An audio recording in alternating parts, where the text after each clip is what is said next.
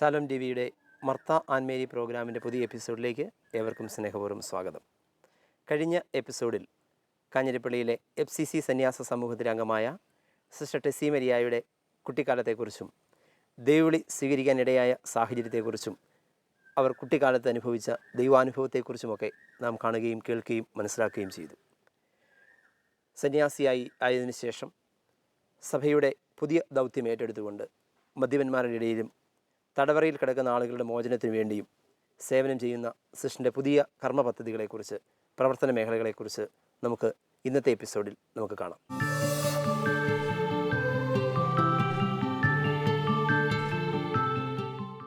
തീർച്ചയായും മദ്യപാനികളെ പുനരധിവസിപ്പിക്കുന്ന ആ ഒരു മേഖലയ്ക്കോടൊപ്പം തന്നെ ജയിലിലേക്ക് ഇറങ്ങിച്ചെല്ലാനും തടവറയിൽ കിടക്കുന്ന ആളുകളെ കണ്ടുമുട്ടാനും അവരെ ആശ്വസിപ്പിക്കുവാനുമായിട്ടുള്ള ഒരു വിളി ദൈവം തന്നപ്പോൾ ആ ദൗത്യത്തെ സിസ്റ്റർ എപ്രകാരമാണ് ഫലപ്രദമായി വിനിയോഗിച്ചത്? എൻ്റെ മനസ്സിൽ ഏറ്റവും ശക്തമായിട്ട് കിടക്കുന്ന ഒരു പ്രേക്ഷിതരംഗമാണ് ഈ ജയിൽ മിനിസ്ട്രി എന്ന് പറയുന്നത്. ഒന്നാമത്തെ കാര്യം, നമ്മളൊരു ടൗണിൽ നിന്നൊരു തെരുവിൽ നിന്ന് പ്രസംഗിക്കുന്നു, ഒരു ദേവാലയത്തിൽ നിന്ന് പ്രസംഗിക്കുന്നു, ഒരു പക്ഷേ ആയിരങ്ങൾ പതിനായിരങ്ങളൊക്കെ നമ്മുടെ മുമ്പിലുണ്ടാകാം. അതിലുപരിയായിട്ട് ഈ ജയിലിൽ നമ്മൾ വരാന്തയിൽ നിൽക്കുന്നു, നമ്മുടെ മുമ്പിൽ ഈ ജയിലിൽ കിടക്കുന്ന സഹോദരന്മാരിയ്ക്കുന്നു. നമ്മൾ മൈക്കെടുത്ത് ഒന്ന് പറയാൻ തുടങ്ങുന്നതിന് മുമ്പ് ജസ്റ്റ് ഇവരുടെ മുഖത്തേക്ക് നോക്കുമ്പോൾ നമ്മൾ കാണുന്ന ഇവരുടെ കണ്ണിൽ കൂടെ കണ്ണുനീരൊഴുകുന്നതാണ്. എന്ന് വെച്ചാൽ ഒരു പ്രത്യേക സാഹചര്യത്തിൽ മനുഷ്യൻ്റെ സ്വാതന്ത്ര്യവും എല്ലാം, ചിലരൊക്കെ പറയാറില്ലേ അവർക്ക് അവിടെ ചിക്കൻ കിട്ടും, മട്ടൻ കിട്ടും, ഈ അമ്മ മരിച്ചു കിടക്കുമ്പോൾ മുമ്പിൽ ചിക്കനോ മട്ടനോ എന്നിട്ട് കാര്യമില്ലല്ലോ എന്ന് പറഞ്ഞ പോലെ മനുഷ്യനെ ഒരു ബലഹീനതയിൽപ്പെട്ടാണ് ഒത്തിരി മനുഷ്യർ, പ്രത്യേകിച്ച് അവിടെയും കിടക്കുന്നത് ഈ മദ്യപാനത്തിന് അഡിക്റ്റ് ആയിട്ടുള്ളവർ ആ പ്രശ്നങ്ങളിൽ കൊട്ടാ. ഒരു പ്രാവശ്യം ഞാൻ ഓർക്കുന്നു, ഒരു മനുഷ്യനോട് പറയാ, സിസ്റ്ററെ 1.5 മിനിറ്റ് കൊണ്ട് എല്ലാം തീർന്നു. എന്നാ കുഞ്ഞെ ചോദിച്ചത് പറയാം. അത് സിസ്റ്റർ, ഞാൻ നോക്കുമ്പം എൻ്റെ അളിയൻ അവിടെ കുടിച്ചിട്ട് നിൽക്കുന്നു, പെട്ടെന്ന് എൻ്റെ അളിയൻ ഒരാളുമായിട്ട് വഴക്കുണ്ടാക്കുന്നു.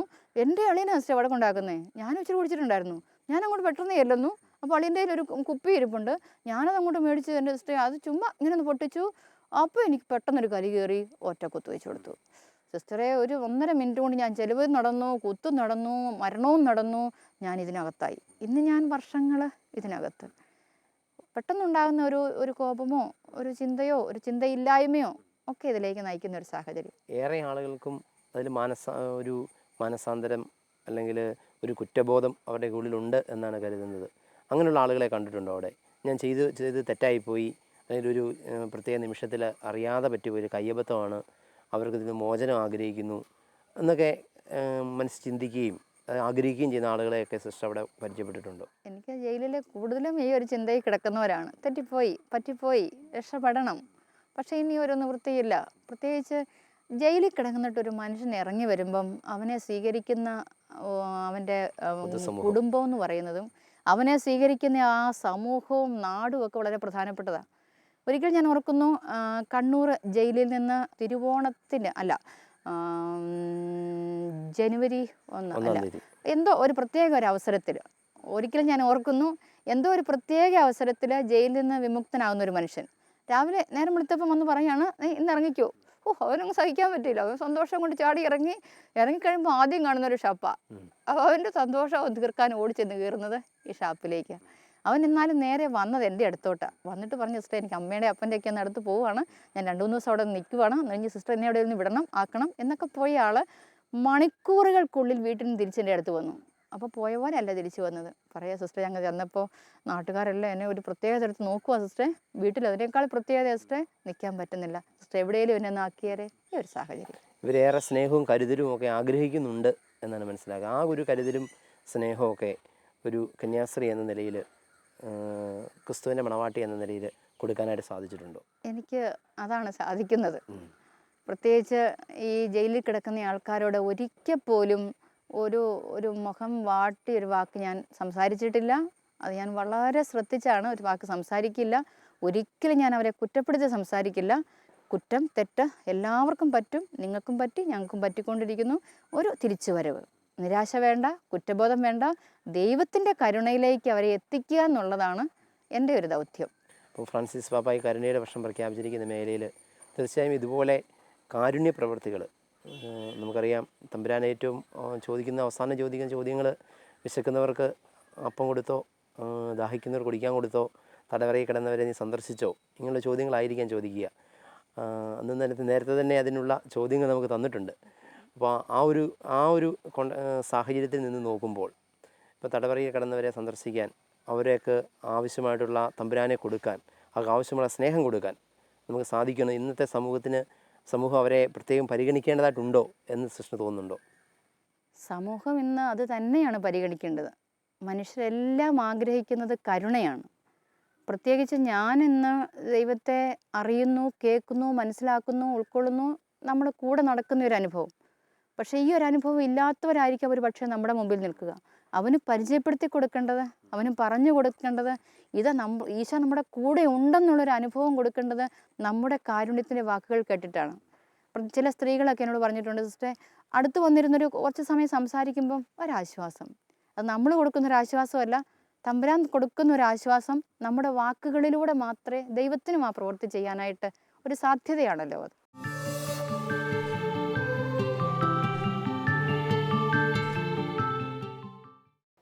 മദർ തെരേസയുടെ ഒരു വാക്കുണ്ട്, ഇന്നാരോ തെരുവിൽ അനാഥരായുണ്ട്, ഇന്നാരോ വിശക്കുന്നവരായി കുടിലുണ്ട്. യേശുവിനെ ശുശ്രൂഷിക്കാൻ, യേശുവിനെ ആരാധിക്കാൻ ഇന്ന് മാത്രമേ ഉള്ളൂ. ഇന്ന് നാം അത് ചെയ്തില്ലെങ്കിൽ നാളെ അവർ ഉണ്ടായില്ലെന്ന് വരും. നമ്മൾ നാളെ കാണും, പക്ഷെ അവർ കാണില്ല. ഇന്ന് ഏറ്റവും കൂടുതൽ അർഹതയുള്ള ആൾക്കാർ, കരുണ ആവശ്യമുള്ള, ഈ വർഷം കരുണയുടെ വർഷമായതുകൊണ്ട് കരുണ ആവശ്യമുള്ള ആൾക്കാർ മദ്യപാന രോഗികളും ജയിലിൽ കിടക്കുന്നവരുമാണ്. ഈ ശുശ്രൂഷ മേഖലയിലാണ് സിസ്റ്റർ ടെസി മരിയ പ്രവർത്തിക്കുന്നത്. തമ്പലക്കാട് ഇമ്മാനുവേൽ ധ്യാന കേന്ദ്രത്തിൽ വർഷങ്ങളായി ശുശ്രൂഷ ചെയ്യുന്ന സിസ്റ്റർ തമ്പലക്കാട് ഇമ്മാനുവേൽ ധ്യാന കേന്ദ്രത്തിൻ്റെയും അതിലുപരി മദ്യവിരുദ്ധ സമിതി കാഞ്ഞിരപ്പള്ളി രൂപതയുടെയും സ്വകാര്യ അഹങ്കാരമാണ്. അതുപോലെ സിസ്റ്റർ ഇതുമാത്രം കുഞ്ഞുങ്ങളെയാണ് ഇതുപോലെയുള്ള കാര്യങ്ങളിൽ ബോധവൽക്കരിക്കുകയും അവരെ നല്ല വഴിയിലേക്ക് നയിക്കാൻ പരിശ്രമിക്കുകയും അതുപോലെ മറ്റു പല കാര്യങ്ങളിലും സാധാരണ ഒരു സിസ്റ്റർ ഒക്കെ ചെയ്യുന്നതിലൊക്കെ എന്തുമാത്രം ഉപരിയായ കാര്യങ്ങൾ എല്ലാ തലങ്ങളിലും ചെയ്യാനായിട്ട് സിസ്റ്റർ വളരെ താല്പര്യമാണ്. അതുകൊണ്ട് തന്നെയാണ് ഞങ്ങൾ ഒരു സ്വകാര്യ അഹങ്കാരമെന്ന് വരെ ഞങ്ങൾ സിസ്റ്ററിനെ കുറിച്ച് പറയാനായിട്ട് ഇടയാവുക. പ്രത്യേകിച്ച് മദ്യപാനത്തിൽ നിന്ന് മോചനം കിട്ടിയ ആളുകൾ സിസ്റ്ററിൻ്റെ പ്രവർത്തനങ്ങളിലൂടെ, അതോടൊപ്പം സിസ്റ്ററിലൂടെ തമ്പുരാൻ പ്രവർത്തിച്ചതിലൂടെ, ജയിലിലേക്ക് കയറി ചെന്ന് അവർക്ക് ആശ്വാസം കൊടുക്കാൻ സാധിച്ചതിലൂടെ, ഇങ്ങനെ നിരവധി പാർശ്വവൽക്കരിക്കപ്പെട്ട ആളുകൾക്ക് അല്ലെങ്കിൽ സമൂഹത്തിൽ നിന്ന് മാറ്റി നിർത്തപ്പെട്ട ഈ ആളുകൾക്ക് തമ്പുരാൻ്റെ സ്നേഹം പകർന്നു കൊടുക്കാൻ സാധിച്ചപ്പോൾ ഇപ്പോൾ സിസ്റ്ററിന് തോന്നുന്ന ഒരു സന്തോഷം അതെപ്രകാരമാണെന്ന് വിശദീകരിക്കാൻ സാധിക്കുക? ഒരു കള്ള് ഷാപ്പിൽ ജോലി ചെയ്യുന്ന ഒരു വ്യക്തിയെ ആ സമയത്തൊരു 12 പേരെ ആ ഏരിയയിൽ നിന്ന് പിടിച്ചുകൊണ്ട് പോകുന്നു. ഞാൻ അദ്ദേഹത്തോട് ഇങ്ങനെ ധ്യാനത്തെക്കുറിച്ചൊക്കെ പറഞ്ഞു. ആദ്യം അദ്ദേഹം സമ്മതിച്ചില്ല, പിന്നെ വലിയ താല്പര്യമായി. പിന്നെ മിക്കവാറും മടത്തി കയറി വരും, ഈ 10-ാം തീയതി എപ്പോഴാണ് പോകുന്നതെന്ന് ചോദിക്കാൻ. അപ്പോൾ 10-ാം തീയതി എപ്പോഴാണ് അപ്പോൾ 10-ാം തീയതി അങ്ങനെ വന്നു. എല്ലാവരെയും പിടിച്ചു പെറുക്കി വന്നപ്പോഴേക്കും മണി 5-6 മണിയൊക്കെ കഴിഞ്ഞ്, സമയം കഴിഞ്ഞ് ഒരു 7-8 മണിയോടൊക്കെ അടുക്കാറായി. പെട്ടെന്ന് അദ്ദേഹത്തിൻ്റെ അടുത്ത് ചെന്നു. അദ്ദേഹം വന്നു.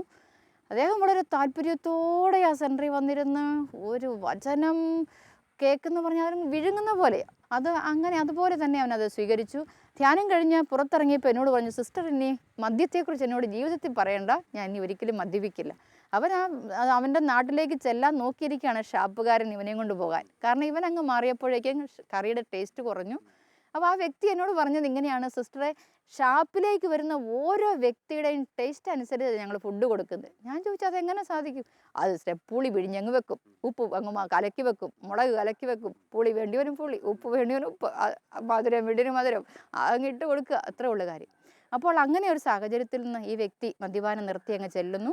അപ്പോൾ ഈ വ്യക്തി ഒത്തിരി പേരെ മാനസാന്തരപ്പെടുത്താൻ തുടങ്ങി. എനിക്കും പഴയൊരു ചരിത്രമുണ്ട്, ഇനി എന്തിനാ ഇങ്ങനെ കുടിച്ച് കളഞ്ഞ് എഴുന്നേറ്റുമൊക്കെ ഷാപ്പിലിരുന്ന് പറയുന്നതാണ്. അങ്ങനെ ഷാപ്പിൽ വരുന്ന കുടികാരുടെ എണ്ണം കുറഞ്ഞു, കള്ള് മിച്ചം വരുന്നു, കള്ള് ഊറ്റിക്കളയുന്നു. ആ നാടൊട്ടാകെ അറിഞ്ഞു ഇന്ന വ്യക്തി കുടി നിർത്തി എന്നുള്ളൊരു സംഭവം. അപ്പോൾ പറ്റിയതെന്നു വെച്ചാൽ ഈ ഷാപ്പുകാരനും ചുറ്റുവട്ടത്തുള്ള ആൾക്കാരും എങ്ങനെയാലും ഇദ്ദേഹത്തെ ഒന്ന് വീഴിച്ചാലല്ലേ അവരുടെ ഇത്തിരി കാര്യങ്ങളോട് നടക്കൂ. വീഴിക്കാൻ ശ്രമിച്ചുകൊണ്ടിരുന്നു. 37 ദിവസങ്ങൾ പിടിച്ചു നിന്നു. 37-ാമത്തെ ദിവസം എന്തൊക്കെയോ ഇങ്ങനെയൊക്കെ വീഴിച്ചു. 38-ാമത്തെ ദിവസം ഞാൻ രാവിലെ ഒരു ബസ്സിൽ ഇങ്ങനെ ഇരിക്കുമ്പോൾ ഇദ്ദേഹത്തിൻ്റെ ഭാര്യ ആ ബസ്സിലുണ്ടായിരുന്നു. അപ്പം എന്താ പറയുന്നേ, എനിക്ക് ആകെ ഒരു വിഷമമായിപ്പോയി. അപ്പോൾ ഈ സ്ത്രീ എന്നെ ആദ്യം കണ്ടില്ല, പിന്നെ കണ്ട മാത്രയിൽ ഓടി വന്ന് ഈ സ്ത്രീ എൻ്റെ കയ്യെ പിടിച്ചിട്ട് പറയുകയാണ്, സിസ്റ്ററെ ഒത്തിരി നന്ദി. എന്തിനാന്ന് പറഞ്ഞിട്ട് ഞാൻ ഈ കണ്ണിലോട്ട് നോക്കിയപ്പോൾ എന്നോട് പറയാ, കഴിഞ്ഞ 37 ദിവസങ്ങൾ ഞങ്ങളുടെ വീട് സ്വർഗമായിരുന്നു. കഴിഞ്ഞ 37 ദിവസങ്ങൾ ഞങ്ങളുടെ വീട് സ്വർഗമായിരുന്നു. കല്യാണത്തിൻ്റെ അന്ന് ഞങ്ങളുടെ വീട്ടിൽ കുടിയായിരുന്നു സിസ്റ്ററെ, അലമ്പായിരുന്നു. പിന്നെ ആളുകൾ മൊത്തം കുടിയായിരുന്നു. എന്നാൽ കഴിഞ്ഞ 37 ദിവസങ്ങൾ ഇത് കേൾക്കുമ്പോൾ നമുക്കൊരനുഭവമാണ്. മദ്യപാനം നിർത്തിയിട്ടൊരു വ്യക്തി വീട്ടിൽ ചെന്ന് സന്തോഷമായിട്ട് ജീവിക്കുകയും അവരൊരുമിച്ച് പള്ളിയിൽ പോകുന്നു, അല്ലെങ്കിൽ ഒരുമിച്ച് അവർ ഷോപ്പിങ്ങിന് പോകുന്നു, ഇത് കാണുന്നത് തന്നെ നമുക്കൊരു സന്തോഷമാണ്. പിന്നെ പ്രത്യേകിച്ച് ഇപ്പോൾ കുട്ടികളുടെ ഇടയിൽ നമ്മൾ വിചാരിക്കാത്തൊരു മേഖലയിലാണ് കുട്ടികളുടെ ലഹരി ഉപയോഗം എന്ന് പറയുന്നത്. തീർച്ചയായും ഇന്ന് 5ലും 6ലും 8ലും ഒക്കെ പഠിക്കുന്ന കുട്ടികൾ ഏറ്റവും കൂടുതൽ ലഹരി ഉപയോഗിക്കുന്നത് ഈ ഒരു സ്ഥലം പശയാണ്. അതിങ്ങനെ ഒരു കൂടിനകത്തോട്ട് കുറച്ചങ്ങ് തള്ളിയിടുന്നു, ഇങ്ങനെ അങ്ങോട്ട് പിടിക്കുന്നു, വലിച്ചു കയറ്റുന്നു, 2 മിനിറ്റും കൊണ്ട് മയങ്ങി വീഴും. ആ മയക്കം എന്ന് പറയുന്നത് അതിൻ്റെ ലഹരിയാണ്. ഇതേറെ ആരോഗ്യ പ്രശ്നങ്ങൾ സൃഷ്ടിക്കുന്ന ആവാനാണ് തികച്ചും ആരോഗ്യ പ്രശ്നം. അതായത് മയക്കുമരുന്ന് എടുക്കുന്നതിനേക്കാൾ പ്രശ്നമാണ് ഇത്രയും ലോക്കലായിട്ടുള്ള ഈ സാധനം ഉപയോഗിക്കുമ്പോൾ തലച്ചോറ് തന്നെ തീർന്നു പോകുന്ന ഒരവസ്ഥയിലേക്ക് വരുന്നു. നിരവധി ആളുകളെ, പ്രത്യേകിച്ച് മദ്യത്തിനടിമയായ ആളുകളെ തമ്പലക്കാട് എമ്മാനുവൽ ധ്യാന കേന്ദ്രത്തിലേക്ക് കൂട്ടിക്കൊണ്ടുവരാനും അവരെ അതിൽ നിന്ന് മോചിപ്പിക്കാനും അവർക്ക് ആശ്വാസം കൊടുക്കാനും സിസ്റ്റർ സാധിച്ചിട്ടുള്ളതായി മനസ്സിലാക്കിയിട്ടുണ്ട്. അതിനുശേഷം അവരെ പിന്തുടർന്ന് അവരുടെ കുടുംബത്തിലേക്ക് ഇറങ്ങിച്ചെല്ലാൻ, അവരുടെ കുടുംബത്തിലെ നവീകരിക്കാൻ, ഭാര്യയും മക്കളെയും ഒക്കെ ദൈവാനുഭവം പങ്കുവെച്ചു കൊടുക്കാനായിട്ട് സിസ്റ്ററിന് സാധിച്ചിട്ടുണ്ട്. അത്തരത്തിലുള്ള മേഖലകളെക്കുറിച്ച് സിസ്റ്റർ ഞങ്ങളുമായിട്ടൊന്ന് പങ്കുവയ്ക്കുമോ? കുറേ കാര്യങ്ങളൊക്കെ ചെയ്യുന്നെന്ന് പറഞ്ഞാലും എൻ്റെ മനസ്സിലൊരു 0.1% വർക്കുകളെ എന്നിലൂടെ നടക്കുന്നുള്ളൂ. കാരണം എനിക്കിപ്പം വ്യത്യസ്തമായ ജോലികളാണ്. ഇത് മാത്രം ചെയ്തുകൊണ്ടിരുന്ന ഒരു 6 വർഷക്കാലം ഉണ്ടായിരുന്നു. അത് രാത്രിയിൽ പകൽ.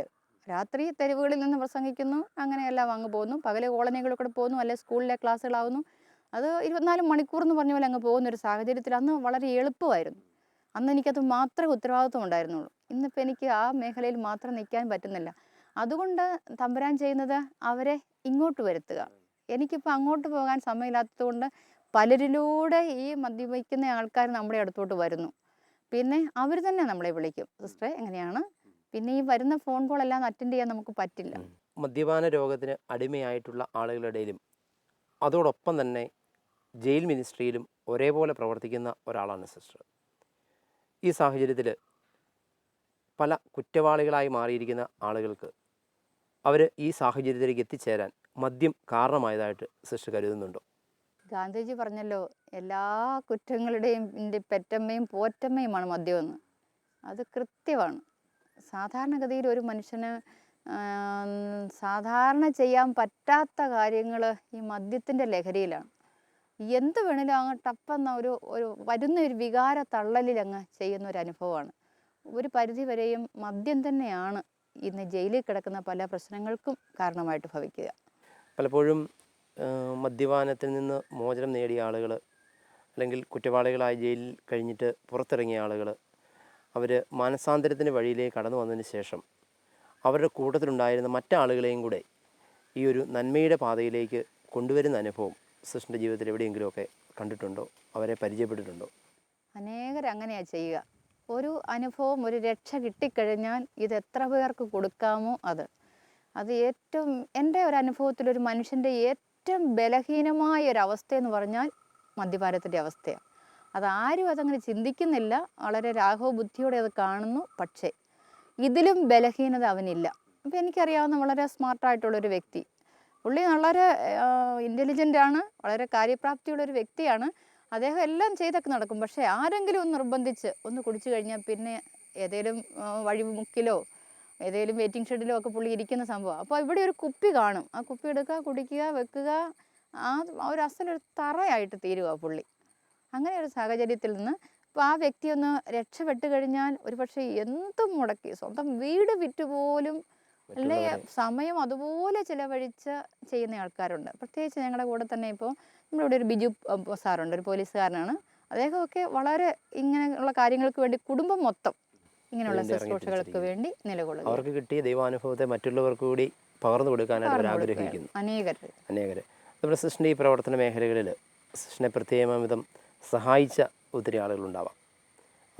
വൈദികരുടെയും പൊതുസമൂഹത്തിൻ്റെയും പോലീസ് ഓഫീസേഴ്സിൻ്റെയും അങ്ങനെ നിരവധി ആളുകളുണ്ടാവാം. അങ്ങനെ ആരുടെയെങ്കിലും പേരുകൾ അവരെ പ്രത്യേകമായി ഓർക്കുന്നതായിട്ടുണ്ടോ? നിരവധി ആളുകൾ എന്ന് പറഞ്ഞാൽ ഈ ധ്യാനവുമായി ബന്ധപ്പെട്ടെല്ലാം തമ്പലക്കാട് ആശ്രമത്തിലെ ഡയറക്ടർ അച്ഛന്മാർ, അവിടെയുള്ള ശുശ്രൂഷകർ.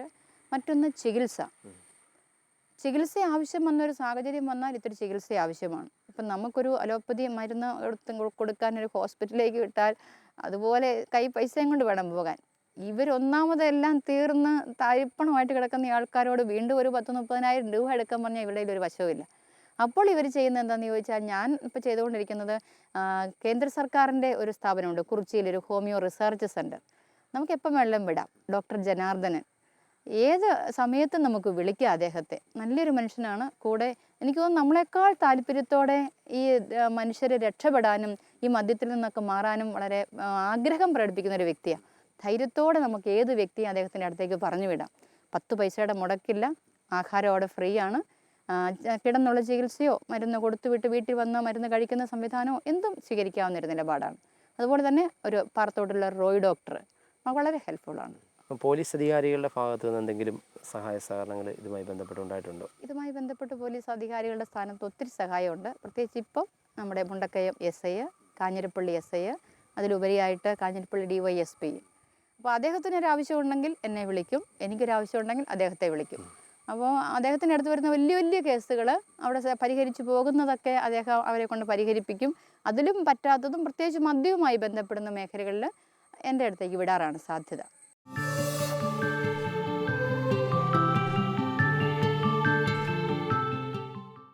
ടെസി മേരി സിസ്റ്ററെ പറ്റി പറയുകയാണെന്ന് പറഞ്ഞാൽ, ഞങ്ങൾക്ക് എന്നും ഒരു തുണയും വളരെ ഹെൽപ്ഫുള്ളാണ്.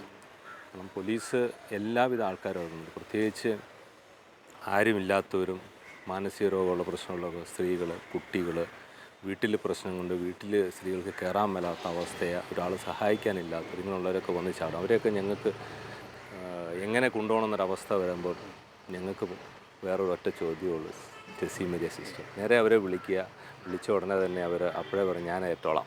വേറെ ചോദ്യമൊന്നുമില്ല. ഇതെന്ത് പ്രശ്നമാണെന്നോ ഇത് ഞങ്ങൾ പ്രശ്നമുണ്ടെന്നില്ല, ഞാൻ ഏറ്റോളാം, കൊണ്ടുപോയിക്കോളാം. അപ്പോൾ ഏത് രാത്രിയായാലും ഏത് പാതിരാത്രി ആയാലും അവരവിടെ വന്ന് ഒപ്പം പോലീസിനോടൊപ്പം അവിടെ വന്ന് കാര്യങ്ങൾ നോക്കി അവർ ഏറ്റെടുത്ത് കൊണ്ടുപോകും. പിന്നെ ഞങ്ങൾക്ക് അതിനെപ്പറ്റി എന്തെങ്കിലും ഫോളോ അപ്പ് ചെയ്ത് നോക്കുവാണെങ്കിൽ എത്രയോ പെർഫെക്റ്റ് ആയിട്ടായിരിക്കും അവർ ചെയ്തിരിക്കുന്നത് പറഞ്ഞാൽ ആ കുടുംബം രക്ഷപ്പെടും. അതുപോലെ ഞങ്ങൾക്ക് സാധാരണ ക്രിമിനൽസായ കുട്ടികളെയൊക്കെ വരും. അപ്പോൾ അവരോട് ചോദിച്ചു കഴിയുമ്പോൾ അവർ പറയും അവരെ ക്രിമിനലാക്കിയിരിക്കുന്നവർ അപ്പനും അമ്മയാണ്. അപ്പോൾ അവരെ കഴിയുമ്പോൾ ഞങ്ങൾ പറയും ഇങ്ങനെ പ്രശ്നങ്ങളുണ്ട്. അപ്പോൾ ശരി സാറോട് ഇന്ന പ്രശ്നങ്ങളുണ്ട്, അപ്പനും അമ്മയും പ്രശ്നമാണ്, അവർ മക്കളിങ്ങനെ ക്രിമിനലാകുക, അവർ വഴിതെറ്റും. അപ്പോൾ ഉടനെ ഈ സിസ്റ്റർ തന്നെ അവരുടെ വീട്ടിൽ പോയി അവരോട് സംസാരിച്ച് ആ പ്രശ്നങ്ങൾ തീർക്കുക. അങ്ങനെ ഞങ്ങൾക്ക് ക്രിമിനലെ ഒഴിവാക്കുക എന്നുള്ള, അപ്പം ക്രിമിനൽ നടപടി, അതിന് തെറ്റുകളുണ്ടായാൽ നടപടി എടുക്കുക.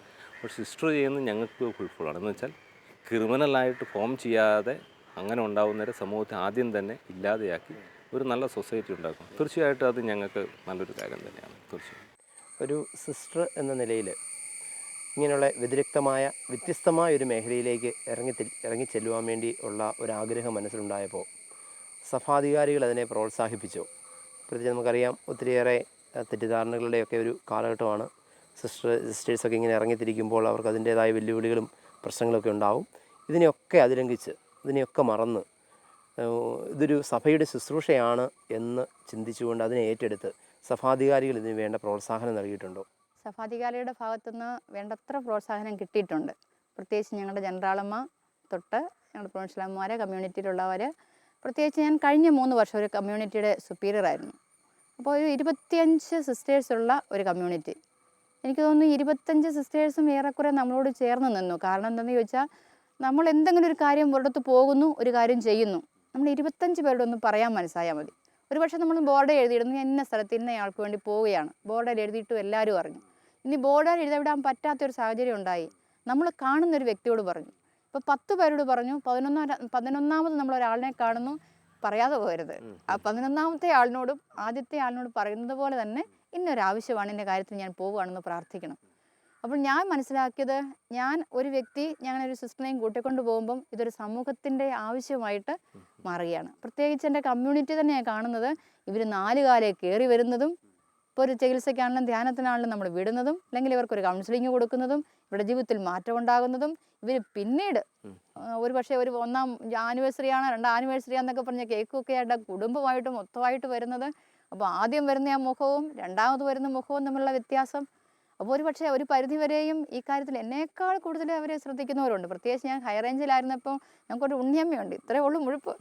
ഉണ്ണിയമ്മ എന്നെ ഇരുത്തുകയില്ല, ടെസി മേരി വാ നമുക്ക് കോളഞ്ഞിപ്പോവാം, നമുക്ക് ഇറങ്ങാം.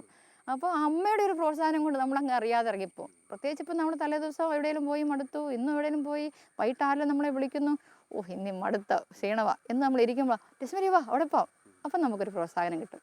പിന്നെ കമ്മ്യൂണിറ്റിയുടെ അംഗീകാരം മാത്രമല്ല, സഭാധികാരികൾ നോ എന്നൊരു കാര്യം പറഞ്ഞാൽ നോ, യെസ് എന്ന് പറഞ്ഞാൽ നമുക്ക് ചെയ്യാം, വേണ്ട എന്ന് പറഞ്ഞാൽ പിന്നെ അതിൻ്റെ പുറകെ ചോദിച്ചു പോവുകയില്ല, വേണ്ടെന്ന് പറഞ്ഞാൽ വേണ്ട.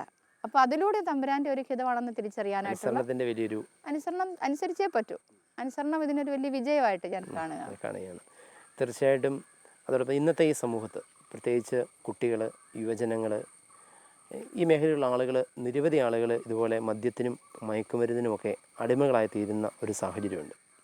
അല്ല, അവരൊരു സ്റ്റാറ്റസ് സിമ്പലായിട്ട് ഇതിനെ മാറ്റിയിരിക്കുന്നു. അവരോടൊരു സിസ്റ്ററിൻ്റെ അഭിപ്രായം എന്താണ്? അവരോട് എന്ത് ഉപദേശമാണ് സിസ്റ്റർ കൊടുക്കാനുള്ളത്? അങ്ങനെയുള്ള കുട്ടികളോട് വലിയ ഉപദേശം കൊടുത്തിട്ട് കാര്യമൊന്നുമില്ല. സ്വന്തം അനുഭവത്തിലൂടെ പഠിക്കാന്നേ ഉള്ളൂ. എന്നാൽ നമുക്ക് ഒന്ന് ഇടപെടാൻ പറ്റുന്ന ചില മേഖലകളുണ്ട്. ഞാൻ ഓർക്കുന്നു, ഞാൻ എൻ്റെ ക്ലാസ് എടുക്കാൻ, ഹൈ റേഞ്ചിന് ക്ലാസ് എടുക്കാനായിട്ട് ഞാനൊരു ബസ്സിൽ യാത്ര ചെയ്യുക. അപ്പോൾ ഞാൻ ആ പോട്ടറൊക്കെ നിൽക്കുന്ന ആ ഡോറിൻ്റെ തൊട്ട് പിറകിലായിട്ട് നിൽക്കുക. അപ്പോൾ പോട്ടർ ഫ്രണ്ടിൽ നിൽക്കുന്നു. അവൻ ഇടയ്ക്ക് കൈ ഇങ്ങനെ പോക്കറ്റിലോട്ട് ഇടുന്നു. ഒരു ഖൈനിയുടെ ഒരു പാക്കറ്റിങ് എടുത്തു. അതിങ്ങനെ അങ്ങ് തുറന്നു. അതറിയാലോ, അതിനകത്തൊരു 10 ചെറിയൊരു ചതുരക്കട്ട പോലെ, പഞ്ഞിക്കട്ട ഇത്രയേ ഉള്ളൂ. അവനതിങ്ങോട്ട് ഓപ്പൺ ചെയ്തു, ഒരെണ്ണം എടുത്തു, ഇങ്ങനെ അങ്ങോട്ട് തുറന്നു, ഇങ്ങോട്ട് വെച്ച് അങ്ങ് അടച്ചു, ബാക്കി ഇങ്ങനെ പോക്കറ്റിലോട്ട് വെച്ചു.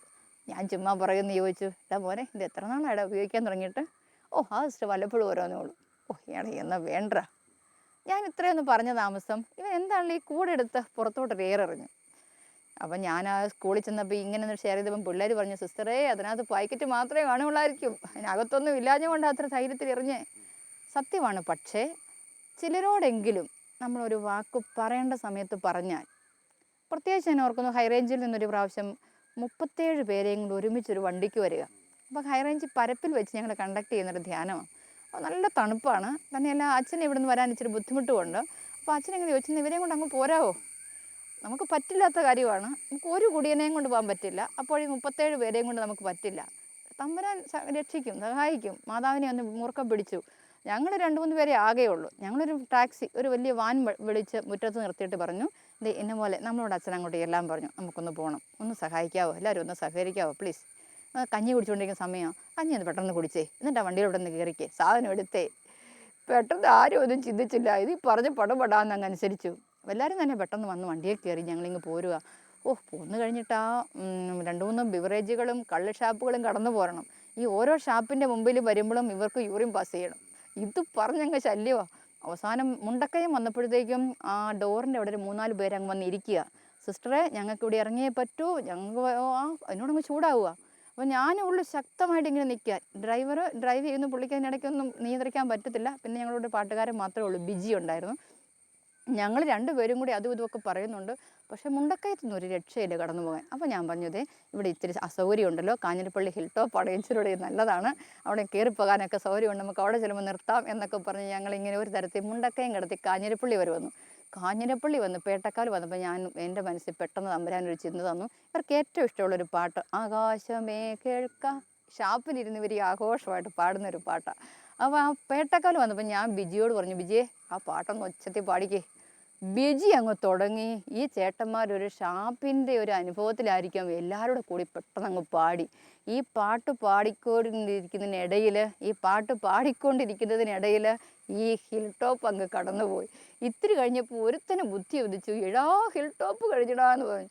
അപ്പോൾ ഞാൻ പറഞ്ഞതേ അച്ഛൻ അവിടെ നോക്കിയിരിക്കുന്നു, ചെന്നേ പറ്റൂ. അപ്പോൾ കയ്യിലൊരു ജപമാല ഞാൻ മുറുക്കെ പിടിച്ചിരിക്കുന്നു. അതോടൊപ്പം ഞാനിങ്ങനെ കുരിശു വരയ്ക്കുന്നു, ദൈവ തമ്പുരാനെ മുറുകെ പിടിച്ചിരിക്കുന്നു. വളരെ അത്ഭുതകരമായിട്ട് ഈ 37 പേരെയും അവിടെ കൊണ്ടുചെന്ന് എത്തിക്കാൻ സാധിച്ചു.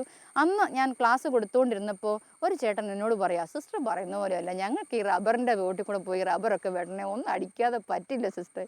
ഞാൻ ഈ തുടക്കിയിട്ട് ഇങ്ങനെ ഒരു അടി അടിച്ചിട്ട് പറഞ്ഞു, ബേബിച്ചേട്ടാ ഇനി ബേബിച്ചേട്ടൻ പുക വലിക്കണമെങ്കിൽ മദ്യപിക്കണമെങ്കിൽ എന്നോടൊന്ന് ചോദിച്ചിട്ട് വേണം കേട്ടോ എന്ന് പറഞ്ഞു.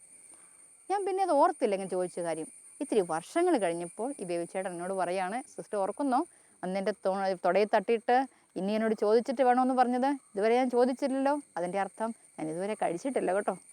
അങ്ങനെ ഒരു അനുസരിക്കാൻ സന്നദ്ധരായിട്ട് നിൽക്കുന്ന വ്യക്തികളുമുണ്ട്. 100 പേരോട് പറയുമ്പോഴായിരിക്കാം അതിൽ 2 പേര് അനുസരിക്കുക. എനിക്കിപ്പോൾ കിട്ടിയിരിക്കുന്നൊരു ബോധ്യം, കാണുന്ന അവസരം വിനിയോഗിക്കുക. ഇപ്പം നമ്മൾ ബസ്സിൽ പാസ് ചെയ്യുന്നു, ഒരാൾ മുറുക്കിക്കൊണ്ടിരിക്കുന്നു, ചുമ്മാ ഒരു ആക്ഷൻ കാണിച്ചിട്ട് വേണ്ട കേട്ടോ എന്നൊന്ന് പറഞ്ഞാൽ ചിലപ്പോൾ അവനൊരു നല്ല മൂഡാണെങ്കിൽ കിട്ടും. മറ്റൊരു അനുഭവം ഞാൻ ഓർക്കുന്നു. ഒരു സ്ത്രീ എന്നെ വിളിച്ചിട്ട് പറയാം, സിസ്റ്ററെ എൻ്റെ ഭർത്താവ് കുടിച്ച് പേപ്പട്ടിയെ പോലെയായിരുന്നു.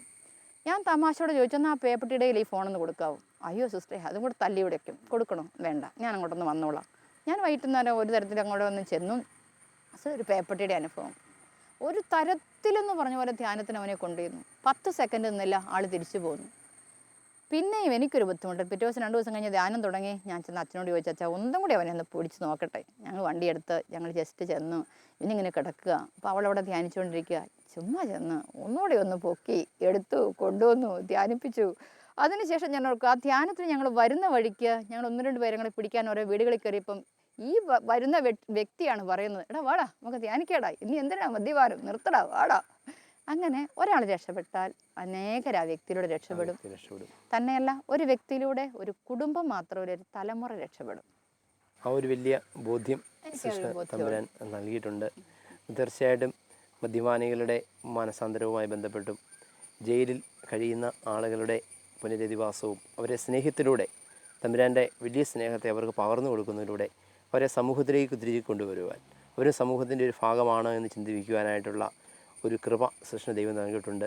സൃഷ്ടിയുടെ ഇനിയും നിരവധി ആളുകൾ ജീവിതത്തിലേക്ക് തിരിച്ചു വരട്ടെ, ഈശോയെ അറിയട്ടെ. അതിലൂടെ സമൂഹത്തിന്, ഈ രാഷ്ട്രത്തിൻ്റെ പുനർനിർമ്മിതിക്ക് അവർ പര്യാപ്തരാകട്ടെ എന്ന് നമുക്ക് പ്രാർത്ഥിക്കാം. മതിയെനിക്കീശോയേ ഇവളുമായുള്ള ജീവിതം, ഇവളൊരു ഭയങ്കരിയാം, ഇവളെൻ്റെ കഥ കഴിക്കും. മതിയെനിക്കീശോയേ ഇയാളുമായുള്ള ജീവിതം, ഇയാളൊരു മുഴുകുടിയൻ, ഇയാളെന്നെ വകവരുത്തും. 4 പേര് വീട്ടിൽ വന്നാൽ ഇവളൊരു മാലാഖ, അവരങ്ങ് പോയി കഴിഞ്ഞാൽ ഇവളൊരു ഭദ്രകാളി. ഷാപ്പിലോട്ട് പോയാലോ മൂക്കറ്റം കള്ളു കുടിക്കും, എപ്പോഴും സംശയമാ, പിന്നെ ഇടിയുടെ പെരുന്നാള്. അയൽവക്കക്കാരോടെല്ലാം ഇവളെൻ്റെ നുണ പറയും, അവരെന്നെ തെറി പറയും, ഞാൻ ചെന്ന് ക്ഷമ പറയും. വെളുപ്പാങ്കാലം മുതൽ കള്ളുകൂടി തുടങ്ങിയിടും, ചീട്ടുകളിയാണെങ്കിലോ വല്ലവൻ്റെ പറമ്പിലും. ജോണ്ടിടി കൊടുത്താലോ വാങ്ങിക്കണ്ട് തെറി പറയും, നിന്നെ ഞാൻ ശരിയാക്കും, നിന്റെ പല്ല് തല്ലി വായിലിടും. അടി വാങ്ങി നടു തിരുമി ഞാൻ അങ്ങോട്ടോടുമ്പോൾ ഇയാളെൻ്റെ പിറകെ വരും, കഞ്ഞിതാടി എന്നും പറഞ്ഞ്. വൃത്തിയുമില്ല മെനയുമില്ല, ഇവളാണ് കുളിക്കത്തില്ല, മണ്ണുത്തട്ട് അടുക്കാൻ വയ്യ, എപ്പോഴും വെറുപ്പ. ഞാൻ പണിക്ക് പോയില്ലെങ്കിൽ കഞ്ഞി കൂടി മുട്ടിയതാ, പെൺപിള്ളേര് പുര നിറഞ്ഞ് കാണുമ്പോൾ മനം തകരും. ബാക്കി സ്ത്രീധനം കൊണ്ടുവാടി, പൂരയ്ക്കകത്ത് കേറ്റത്തില്ല, നിന്റെ അപ്പനോട് പറഞ്ഞേക്ക കണ്ടേച്ച മതിയെന്ന്. അതും കൂടി കുടിക്കാനായി മുതുക്കനു കൊതിയാണോ, പെൺപിള്ളേരെ കെട്ടിച്ചയക്ക്, പിന്നെ ഞാൻ കൊണ്ടുവരാം. ദൈവം തന്നതല്ലേടി, മനസ്സുണ്ട് നടക്കട്ടെ, ഞാനെന്തു ചെയ്യും.